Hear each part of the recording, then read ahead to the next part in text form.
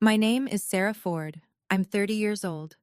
At my rehearsal dinner, in front of 70 relatives, my father stood up, raised his glass, and said loud enough for everyone to hear, "I'm not walking someone else's mistake to the altar." He meant me. He walked both my sisters down the aisle. Emily's wedding cost him $52,000. Claire's cost 61. He paid every single cent and cried during their father-daughter dances. For me, he said no.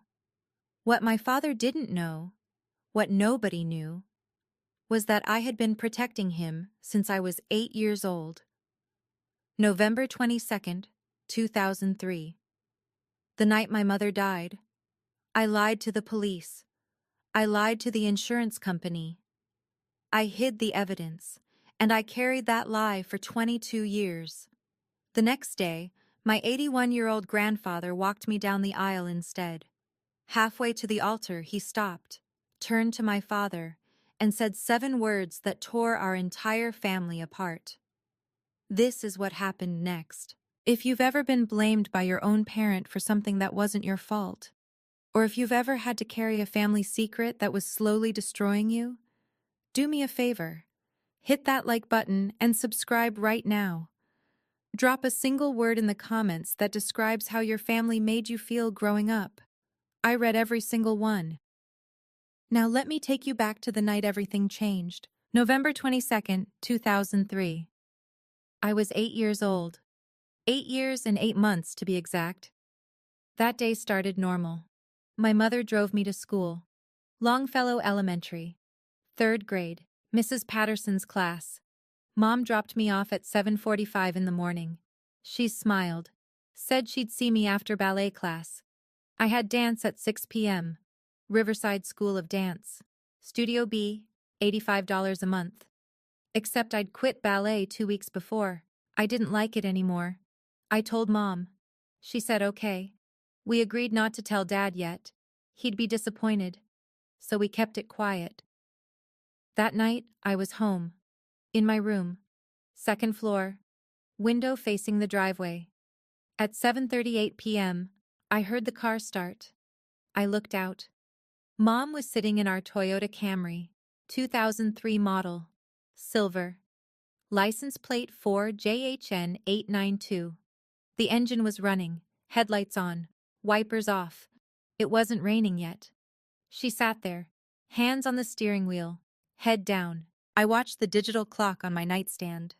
7:38 became 7:40, 41, 42, 9 minutes. She sat in that car for 9 minutes, not moving, just sitting. Then she backed out of the driveway and left. I didn't know where she was going, but I knew she wasn't going to pick me up from ballet. There was no ballet class. There was no forgotten dance bag. There was just my mother, leaving. At 8:02 p.m., my father's phone rang. Motorola Razr. Silver flip phone. He answered. Said what? Then where? Then nothing. He grabbed his keys, left the house at 8:04. Didn't say a word to me or my sisters. Emily was 15. She locked us in her room. Upstairs, bedroom number 2. She was old enough to know something was wrong. At 10:22 p.m., my grandfather's truck pulled into the driveway. Not Dad's car. Grandpa's. That's when I knew Mom wasn't coming home. Grandpa took us to Riverside Community Hospital, 4445 Magnolia Avenue. We arrived at 10:35. He parked in the visitor lot. Row C, spot 17. Our car was there. The Camry, front bumper crumpled like paper, windshield spiderwebbed, airbag deployed. I asked Grandpa if Mom was inside the hospital. He said, "Not anymore, honey." They made us wait in the pediatric section, away from the emergency room. Emily sat with Claire. I sat alone, counted the ceiling tiles, 48 tiles. I counted them 3 times. Dad came out at 11:08 p.m. He didn't look at any of us, just walked past. Grandpa called after him. Dad kept walking. That was the first time I saw my father cry. It wouldn't be the last time he blamed me.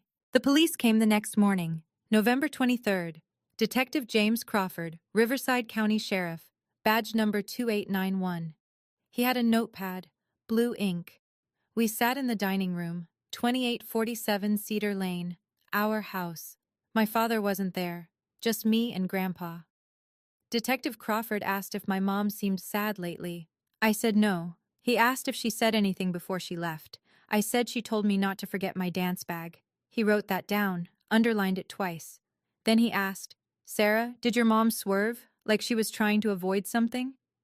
I looked at Grandpa. He was sitting in the corner. He didn't say anything, didn't nod, didn't shake his head, just looked at me. I said, "Yes, she swerved to avoid a deer." Detective Crawford asked me 3 more times, different ways, same question. I said yes every time. He finally closed his notebook, said, "Okay, Sarah, thank you." I was 8 years old. I knew I'd just lied to a police officer, but I also knew why. The night before, after Grandpa brought us home from the hospital, I couldn't sleep. I went to my parents' bathroom. I don't know why. Maybe I was looking for answers. I found an orange prescription bottle in the trash. Empty. The label said, "Jennifer Ford, Zoloft 50 milligrams. Take 1 daily, 90-day supply. Filled August 18th, 2003. Refills, 2. The bottle was empty. 90 pills. Gone. I was 8. I didn't know what Zoloft was, but I knew 90 pills weren't supposed to disappear in 3 months. I put the bottle back. Didn't tell anyone. Later that night, I heard Grandpa and Dad talking downstairs. I was supposed to be asleep. I sat on the stairs, listened. Grandpa said, "Daniel, if they rule it suicide, the policy won't pay." Dad said, "It wasn't suicide." Grandpa said, "The pills, Daniel, the timing, the blood alcohol." Dad cut him off. "I don't care. It was an accident." I didn't understand everything, but I understood enough. If the insurance company thought Mom killed herself, we'd lose money, a lot of money. So when Detective Crawford asked if Mom swerved to avoid a deer, I said yes. I lied, and my family survived. 2 weeks later, a man from State Farm came to our house. December 9th, 2003. His name was Donald Patterson, claims investigator. He had a briefcase, case number SF2003118-829. He sat at our kitchen table, asked Dad if Mom was depressed. Dad said no. Asked if there were any suicide attempts. Dad said no. Asked if there was any reason Mom would want to harm herself. Dad looked at me, then back at Mr. Patterson. He said, "No. It was an accident. My daughter saw a deer." Mr. Patterson looked at me. I was doing math homework, 3rd grade, multiplication tables. He asked, "Sarah, you're sure about the deer?" I said yes. He wrote something down, closed his briefcase, left. 2 weeks after that, the check arrived. $500,000. We kept the house. Emily went to college. Claire got braces. And I learned that some lies save people. My father sent me to therapy. January 12th, 2004. Dr. Helen Vasquez, Child Psychology Associates, 4156 Magnolia Avenue, Suite 203. Her office smelled like lavender, fake plant in the corner, tissues on every table, beige couch, watercolor paintings on the walls. She asked if I wanted to talk about my mom. I said she died in a car accident. Dr. Vasquez asked how that made me feel. I said sad. That was the truth. The lie was everything I didn't say. At the end of the session, Dr. Vasquez asked if I blamed myself for the accident. I said no. She wrote something in her notepad. I saw it upside down. 1 word: denial. She was wrong. I didn't blame myself. I blamed my father. I just didn't know why yet. Dad drove me to therapy every Tuesday. 4 p.m. for 4 years. 187 sessions. He'd park in the lot, row 2, near the tree if the spot was available. He'd wait in his truck. 2001 Ford F-150, gray. He'd read the LA Times. Sometimes he'd nap. He never asked how therapy went. Never asked what we talked about. Just, ready to go home? 12-minute drive, 6.3 miles, silence, every single week. Once, when I was 11, I asked, "Dad, do you want to know what we talk about?" He said, "If you wanted me to know, you'd tell me." I didn't tell him. He never asked again. That's when I realized he didn't want to know. Knowing would make it real. The dream started in March 2004. Same dream every night. Mom in the car, driveway, engine running. She'd turn, look at me through my bedroom window, and say, "It's okay, Sarah, you don't have to lie anymore." I'd wake up, 3 a.m., every time. I told Dr. Vasquez about the dreams. She asked what I thought Mom meant. I said I didn't know. Another lie. Dr. Vasquez introduced art therapy. April 2004. She asked me to draw the accident. I drew the car, the rain, the road, but I didn't draw a deer. She noticed. She said, "Sarah, where's the deer?" I said, "I forgot." I hadn't forgotten. There was never a deer. My 10th birthday. March 15th, 2005. We had a backyard party. About 20 people. Extended family. Aunt Linda, my dad's sister. She asked if I was still doing ballet. Before I could answer, Dad said, "No." She quit. If she hadn't, her mother would still be here. 20 people heard him. Aunt Linda went quiet. The party kept going. No one said anything. I blew out my candles, made a wish. I wished he'd stop hating me. That night, Grandpa stayed late, helped clean up, found me in my room. He said, "Your dad's wrong, Sarah. You know that, right?" I said I knew, but I didn't. Not really. Part of me believed him. Part of me still does. The blame didn't stop. It got worse. My 16th birthday. He didn't show up. Said he had to work. My high school graduation. I was valedictorian. 3.97 GPA, full scholarship to UC Riverside. Dad didn't come. Said he forgot. Emily's wedding. October 6th, 2018. I was 23. The venue was in Temecula, Wilson Creek Winery. $52,000. 180 guests. Dad paid for everything. I got my invitation 6 weeks before the wedding. Standard invite, no save the date, no bachelorette party invitation. At the reception, I sat at table 18, out of 22 tables, near the bathrooms. When Dad walked Emily down the aisle, he cried. During his speech, he said, "My first daughter, my precious girl." He talked for 4 minutes and 30 seconds. I left before the bouquet toss. 9:15 p.m. Emily texted me the next day, said, "I'm sorry about the seating." I said it was fine. She said, "Dad insisted." Dad. I didn't respond. Claire's wedding was worse. September 11th, 2021. Newport Beach, Balboa Bay Resort, $61,000. 160 guests. I almost didn't go. Grandpa called, said, "Please come, for me." I went. Table 21, last table, near the DJ booth. Dad's speech. "I have 2 daughters, Emily and Claire. They're my world." I was sitting 40 feet away. He didn't look at me, didn't correct himself, just 2 daughters. I finished my wine, left before dinner. 7:45 p.m. Drove 68 miles home, cried from mile 12 to mile 34. Claire called 2 days later, crying. She said, "I told him to mention you. He wouldn't."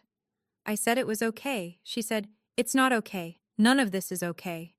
She was right, but I'd stopped expecting different. My grandfather never stopped showing up. April 2013, I got into UC Riverside, $24,000 per year. Tuition and housing. I had $8,000 in savings from part-time jobs. Dad said, "You'll need loans." Emily had gotten $40,000 for college. Claire got $40,000 too. I said okay. The next day, Grandpa came over, handed me an envelope. Inside, a check for $30,000. His signature. Memo line. First year, I'll handle the rest. I cried. He said, "You earned it, Sarah." Over 4 years, Grandpa paid $120,000. From his retirement savings, his pension was $18.50 a month. IBEW, Local 440, retired electrician. He never asked me to pay it back. August 2013. I needed a car for college. I'd saved $5,000. Looked at used Corollas, about $8,000. Grandpa said, "Let me handle it." Next week, 2013 Honda Civic, silver, $18,500, paid in full. Pink slip in my name. Dad saw it, said to Grandpa, "You're spoiling her." Grandpa said, "I'm helping her, like you should have." Dad walked away. I still drive that car. As of today, 138,000 miles. I'll probably drive it until it dies, because every mile reminds me someone believed I was worth showing up for. May 14th, 2023. Coffee bean and tea leaf. Canyon Crest Town Center, Riverside. I ordered a vanilla latte. Grande. Grabbed the wrong cup. It was his. He said, "That's mine, but you can have it. I'll get another." His name was Nathan Brennan, 32 years old, civil engineer. We laughed, exchanged numbers. First date, May 20th. Dinner at Simple Simon's. Third date, May 28th. Hiking at Mount Rubidoux. I told him about the accident, about my lie. He said, "That must have been so hard." Didn't ask questions, didn't push, just listened. I fell in love with that. 6 months in, I told him about Dad, about the blame, the distance, the weddings where I sat alone. Nathan said, "When we get married, you won't sit alone." I said, "If we get married." He said, "When?" He was right. January 14th, 2024. Nathan proposed. Mission Inn Gardens. Ring, platinum band, princess cut diamond, .8 carat, $3,200. He'd saved for 8 months. I said yes. I called Emily first. She screamed. Then Claire. She cried happy tears. Then I called Dad. He said, "Congratulations." I said, "We're thinking October 2025. He said, "Good for you." Pause. Then, "I hope you're not expecting me to pay for it." I said, "I'm not, Dad." He said, "Good," and hung up. Nathan asked what Dad said. I smiled, said he was happy for us. Nathan believed me. I didn't correct him. Some lies protect people. I learned that from experience. We toured 8 venues. March through April 2024. Chose the Mission Inn. Grand Ballroom. $18,000 for the package. Ceremony, reception, food for 200 guests. Total budget with dress, flowers, photographer, DJ, $35,000. Nathan's parents offered to contribute. I said no. We'd split it ourselves. Nathan asked if I was sure. I said I was sure. I didn't want anyone's pity. I wanted a wedding I paid for. One no one could hold over me. My dress, $2,100. Ivory lace, A-line. I bought it alone. Emily asked, "Did you invite Dad?" I said, "Of course. He's still my father." She said, "Will he come?" I said, "I don't know." I sent the invitation. June 2024.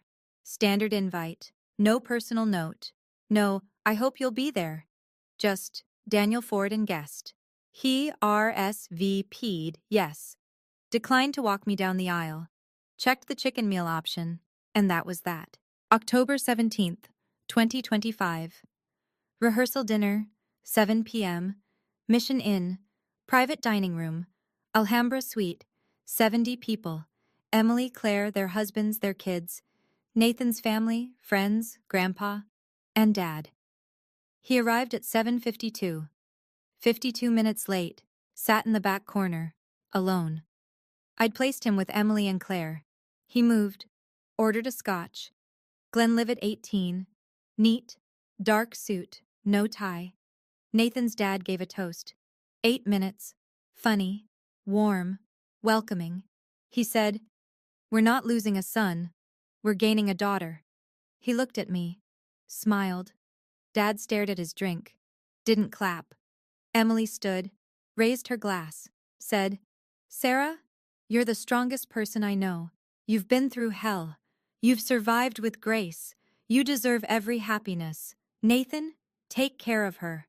She's tougher than she looks, but she's also softer than she admits." To Sarah and Nathan. 70 people. To Sarah and Nathan. Dad didn't raise his glass, didn't drink, just stared. Then he stood up. No one asked him to, no one expected him to. But he stood. Silence. 70 people turned. I stopped breathing. He said, "I have something to say." Pause. Long. 10 seconds. Then, "Tomorrow, Sarah's getting married.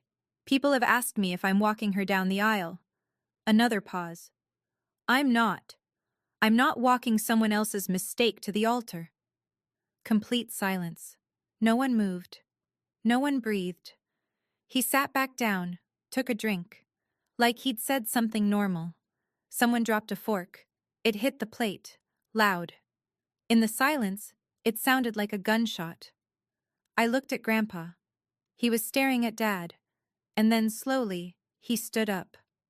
81 years old, 5'7", navy suit, the same one he wore to my mom's funeral 22 years ago. He looked at me, not at Dad, at me. He said, "Sarah, I would be honored to walk you down the aisle tomorrow." His voice didn't shake, didn't waver, calm, sure. Then he turned to Dad, said, "You're a coward, Daniel," and turned back to me. "Let's go." We walked out. 70 people watched. Dad stayed in his seat. Outside in the Mission Inn courtyard, by the Spanish fountain, Grandpa held both my hands. He said, "Tomorrow, I'm going to fix this.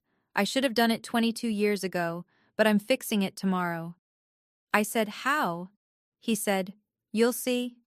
I didn't know what he meant, but I trusted him. I'd always trusted him. October 18th, 2025. My wedding day. I woke up at 7 a.m., presidential suite, Mission Inn. Emily and Claire came at 8:30, brought breakfast, bagels, fruit, coffee from the hotel restaurant, hugged me. Emily said, "We confronted him last night. He left, went to a motel." Claire said, "We told him he was wrong. He didn't care." I said, "It's okay." Emily said, "It's not okay, Sarah. None of this has ever been okay." Hair and makeup started at 9. By 2 p.m., I was ready, dress half zipped, waiting. At 2:30, someone knocked. I thought it was Nathan. Bad luck, but I didn't care. It was Grandpa. He said, "Can we talk? Alone?" Emily and Claire left. He closed the door, pulled an envelope from his jacket, yellowed, old. He said, "I need to show you something. Before you walk down that aisle, you need to know the truth." The envelope was dated November 25th, 2003, 3 days after Mom died. Grandpa's handwriting to Daniel, too. Never sent. Inside, a letter, 2 pages, blue ink. It said, "Daniel, I know you ordered a second autopsy. I know Dr. Torres confirmed it was suicide. I know you're not telling anyone. I'm not going to tell them either, but I need you to know. This isn't Sarah's fault. It never was. And if you let yourself believe it is, you'll lose her too." I read it twice. My hands shook. I said, "He knew? This whole time he knew it was suicide? And he blamed me anyway?" Grandpa nodded. I said, "Why didn't you send this?" He said, "Because I thought he'd come around. I thought grief was making him cruel. I was wrong. Grief didn't make him cruel. He chose cruelty. He chose to blame you instead of facing what he'd lost." I sat down. Dress half zipped, makeup done, hair perfect. I wanted to scream. 22 years. He knew. He knew I lied to protect him, to protect all of them. And he hated me for it anyway. Grandpa said, "Do you want to cancel? I'll support whatever you choose." I said, "No, I'm getting married, but I'm done protecting him." Grandpa said, "What do you want me to do?" I said, "Tell the truth, all of it." Grandpa kissed my forehead, said, "Your mother would be proud of you." I said, "I hope so." He said, "I know so." And he left. I finished getting ready. At 3:55 p.m., I walked to the chapel entrance. 200 people inside, Dad in the back row, and Grandpa waiting to walk me down the aisle. The doors opened. 4:07 p.m. Music. Pachelbel's Canon in D. 200 people stood. Nathan at the altar, crying already. Emily and Claire, my bridesmaids, smiling. And Dad. Back row, left aisle, seat 18. He wasn't smiling. He was staring. Grandpa squeezed my arm, whispered, "Ready?" I nodded. We started walking. We were halfway. 40 feet from the altar. 40 feet from Nathan. That's when Grandpa stopped. Just stopped. People murmured. I looked at him. He was looking at Dad, and then he turned to me. Quiet. Just to me. He said, "Sarah, I need to tell you something, before I say what I'm about to say to him." I said, "What?" He said, "November 23rd, 2003, the day after your mom died. I went to your room. You were asleep. I saw your teddy bear, Mr. Buttons. The back seam was open. I looked inside. I found your mother's note." My breath stopped. He said, "I knew you'd hidden it. I knew you were protecting us. So I took it. I kept it safe." I whispered, "You've had it for 22 years?" He nodded. "Where?" "Safety deposit box, Wells Fargo, Riverside Main Branch, 3499 University Avenue, box number 1893. I opened it the day after I found the note. I'm the only name on it. No one else could open it. I was protecting you the way you protected us." I said, "Why are you telling me now?" He said, "Because I'm about to stop protecting him." Grandpa turned, fully, faced my father.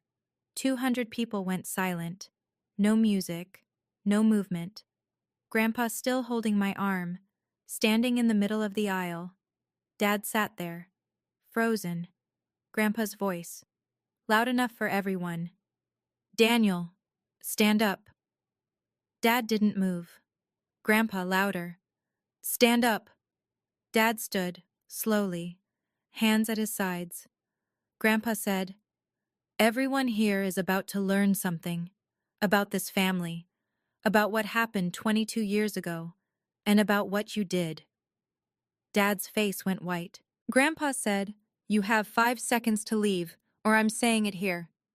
Dad didn't move, so Grandpa said it. He looked at my father, 81 years old, voice steady, and said 7 words. "She lied to save you from yourself." Silence. Complete. No one breathed. Dad's mouth opened, closed, no sound. Grandpa said, "Sarah was 8 years old. She lied to protect you, to protect this family, and you punished her for it. For 22 years. Grandpa wasn't done. He reached into his jacket, pulled out papers, unfolded them. He said, "Everyone needs to hear this, because Sarah's carried it alone long enough." First paper, police report. Grandpa read, November 23rd, 2003. Detective James Crawford interviewed Sarah, age 8. She said her mother swerved to avoid a deer. He looked up. No deer was ever found. Skid marks showed no swerving. They showed a straight line, into the guardrail, at 70 miles per hour. Murmurs. Grandpa continued. The detective noted, child seems coached, story inconsistent with evidence, but the family insisted. Accident. So accident it became. Someone in the crowd said, Why would she lie? Grandpa said, because she was 8, and she heard us talking about the insurance. He pulled out the next paper. Jennifer Ford purchased a $500,000 life insurance policy, January 14th, 2002. Suicide clause. If death by suicide within 24 months, policy void. Jennifer died November 22nd, 2003. 22 months and 8 days later. 1 month and 22 days inside that window. He paused. If they'd ruled it suicide, this family would have lost everything. The house, Emily's college fund, Claire's braces, everything. The payout came January 15th, 2004. Sarah's lie saved us. Third paper, therapy notes. Dr. Helen Vasquez, 2006. Quote, patient exhibits guilt disproportionate to age. When asked about mother's death, patient becomes evasive. Assessment. Child is protecting someone, possibly herself, possibly family unit. Grandpa folded the papers. Sarah was 8. She lied to save us. And her father, he pointed at Dad. He knew. He knew it was suicide, and he blamed her anyway. Dad tried to speak. Grandpa said, sit down, Daniel. Dad sat. Then Grandpa pulled out the final paper, white, lined, handwritten, blue ink, Mom's handwriting. I recognized it instantly. Before Grandpa could speak, Reverend Patricia Hall stepped forward. She said, George, is this appropriate? This is a wedding. Grandpa, calm. Reverend, with respect, this family has lived with silence for 22 years. Today we're done with silence. If you need to stop the ceremony, do it. But I'm reading this. From the crowd, Aunt Linda said, George, maybe not here. Grandpa said, especially here, where everyone can see what silence costs. Nathan from the altar, let him speak. Emily and Claire, together, let him speak. Reverend Hall stepped back, nodded. Grandpa unfolded the note, his voice softened. This is Jennifer's suicide note. Sarah hid it. In her teddy bear. I found it. I've kept it for 22 years. He read aloud. Daniel, I can't do this anymore. I love you. I love our girls. But I'm too tired. The sadness won't stop. I've tried. I can't be the wife you need, the mother they deserve. I'm sorry. This is the only way I know to make the pain stop. Please don't blame yourself. And please, don't blame them. This is my choice, my failure, not yours, not theirs. I love you. I'm sorry, Jennifer. Grandpa's voice cracked. Only time I ever heard it crack. He said, Sarah was 8 years old. She found this note. She hid it because she understood what it meant, and she chose to protect us. He looked at Dad. You knew the truth. You got your own autopsy. You confirmed suicide, and then you blamed an 8-year-old child for 22 years. Dad stood up, started walking toward the exit, side aisle, not the center. Grandpa said, everyone see that? That's what he's been doing Sarah's whole life, walking away. Dad reached the door. 4:14 p.m. Opened it. Left. Door closed behind him. Silence. Then Grandpa turned to me, put the papers back in his jacket, held out his arm. He said, let's finish this. I took his arm. We walked the rest of the way. Nathan was crying. I wasn't. I'd run out of tears for my father 22 years ago. I reached Nathan. He took my hands, whispered, are you okay? I said, I am now. The Reverend asked, shall we continue? I said, yes, please. Reverend Hall smiled. She said, we've just witnessed something extraordinary, a truth 22 years in the making, and now we're here to witness a beginning. She looked at me. Sarah and Nathan have written their own vows. Nathan went first, voice shaking. Sarah, I promise to never make you carry burdens alone. I promise to show up every day, even when it's hard, especially when it's hard. I promise to be the family you deserved all along. My turn. I said, Nathan, I promise to stop protecting people who hurt me. I promise to let you protect me instead. I promise to tell you the truth, always, even when it's hard. We exchanged rings. 4:21 p.m. kiss. 4:22. Reverend Hall. I now pronounce you husband and wife. Recessional song. Here Comes the Sun. The Beatles. We walked back down the aisle. Together, married, past the row where Dad had been sitting. Empty now. But I didn't feel empty. For the first time in 22 years, I felt light. Receiving line outside the chapel. 200 people. 47 came up to me specifically. Common phrases. I had no idea. I'm so sorry. You're incredibly strong. Aunt Linda cried, said, I should have known. I should have asked. I said, it's not your fault. She said, I let him make you invisible. I hugged her, said, I'm visible now. Someone asked, where's your father? I said, he left. They said, I'm sorry. I said, I'm not. And I meant it. Reception, 8 p.m. DJ announced, ladies and gentlemen, the father-daughter dance. Pause. Then, Sarah has chosen to dance with her grandfather, George Ford. Louis Armstrong. What a wonderful world. Grandpa took my hand. We danced. He said, I'm proud of you. I said, I couldn't have done it without you. He said, you could have, but I'm glad you didn't have to. At 1:48 into the song, he whispered, your mother's watching. She's proud too. I cried. First tears all day. He held me up. When the song ended, Nathan cut in, took my hand, said, may I? Grandpa smiled, stepped back. Nathan and I danced to At Last, Etta James. No father-daughter dance with my dad. But I danced with the man who showed up. That was enough. If you've ever been blamed for something that wasn't your fault, leave a comment below.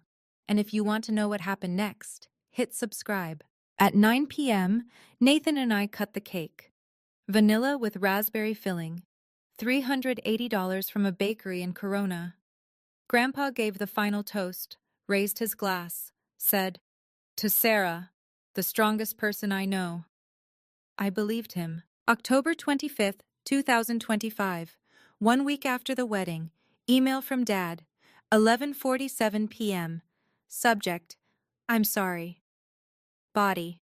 Sarah, I don't know what to say except I'm sorry. I was wrong. I know that now. I need time to process. I hope someday you can forgive me, Dad. 37 words, 22 years of blame, 37 words of apology. I stared at it. Nathan said, are you going to respond? I said, no. He said, are you sure?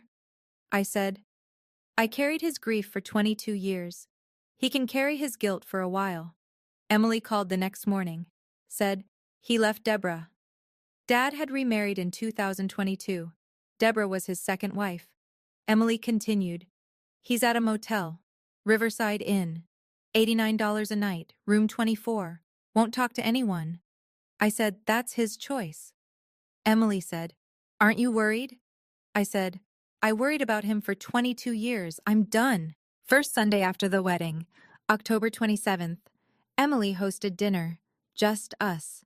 Emily, Claire, their families, me, Nathan, Grandpa.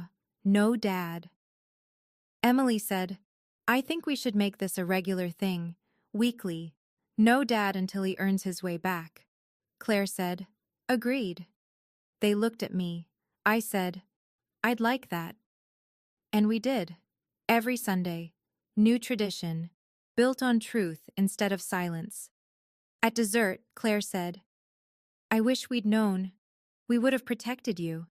I said, you were kids too. Emily said, we were older. We should have seen. I said, he was good at hiding. We all were. Grandpa said, well, no more hiding, for any of you. December 2025. Dad called, asked if I'd do therapy with him. I said, with a professional, and Grandpa comes. He agreed. We found Dr. Angela Martinez, LMFT, licensed marriage and family therapist, Riverside Counseling Center, 5677 La Sierra Avenue. First session, January 15, 2026, 2 p.m., small office, 3 chairs, triangle formation. Dad looked older, thinner, tired. He'd lost about 15 pounds, more gray hair, unshaven. Dr. Martinez said, "Daniel, why are you here?" Dad said, "Because I don't know how to fix what I did." Dr. Martinez said, "Can it be fixed?" Dad looked at me. I looked back, didn't answer for him. 35 minutes in, Dr. Martinez said, "Daniel, tell me about the autopsy." Dad, to Dr. Martinez, "I knew it was suicide. I ordered a private autopsy 3 days after Jennifer died. It confirmed intentional overdose, Zoloft, 450 milligrams, blood alcohol level 0.18%, combined ingestion, cause of death, respiratory depression." Dr. Martinez said, "Why didn't you tell anyone?" Dad said, "Because if I admitted she killed herself, I'd have to admit I didn't see it. I didn't save her. I failed as a husband." Pause. Long. "It was easier to blame Sarah, an 8-year-old child. God help me, it was easier." He cried, twice during this section. I sat there, stone-faced, no tears. Dr. Martinez said, "Sarah, what do you want from your father?" I said, "I want him to admit that he chose to hurt me, every day, for 22 years, not because he didn't know better, because it was easier than facing his own pain." Dad said, "You're right." I said, "I know I'm right." End of session. 3:28 p.m. Dad said, "Can you forgive me?" Silence. 47 seconds. Dr. Martinez didn't rush me, I thought. Then I said, "I'm not ready to forgive you yet, Dad, but I'm willing to try." Dad said, "What does that mean?" I said, "It means you show up to therapy every week. You do the work. You stop making excuses. And maybe in a year or 5 or 10, I'll be able to say I forgive you. But today, no." He nodded, accepted it. Grandpa squeezed my hand. Next session scheduled, January 22nd, 1 week. We walked out, 3 of us. Dad asked, Can I hug you?" I said, "Not yet." He said, "Okay." And we left. Separate cars. But at least we'd been in the same room. At least we'd told the truth. For the first time in 22 years. Comment below. What do you think? Would you forgive him? I'm still figuring out my answer. Today, January 28th, 2026. I'm 30 years old, married 3 months and 10 days, living in Riverside with Nathan. 2-bedroom condo. Still drive the Honda Civic Grandpa bought me, 138,000 miles and counting. Still go to Sunday dinners with my sisters. Dad's in therapy. Solo sessions and sessions with me. We've had 6 so far. It's hard. Some days I hate him. Some days I feel sorry for him. Most days I feel nothing. And that's okay. Healing isn't linear. People ask, will you ever forgive him? Honestly, I don't know. But I know I'm not carrying his secrets anymore. I'm not protecting him from the truth. I'm protecting myself. And that's new. If you're listening to this and you've ever had to hide the truth to protect people who didn't protect you, I see you. If you've been the scapegoat, the blamed one, the invisible child, I see you. If you've been told you're too much, or not enough, or someone's mistake, you're not. You never were. Children shouldn't have to sacrifice their truth to hold broken families together. And parents who blame children for their own pain don't deserve easy forgiveness. My name is Sarah Ford. I'm 30 years old, and I'm done carrying other people's secrets. If this story meant something to you, share it. Tell your truth. You deserve to be free. We all do.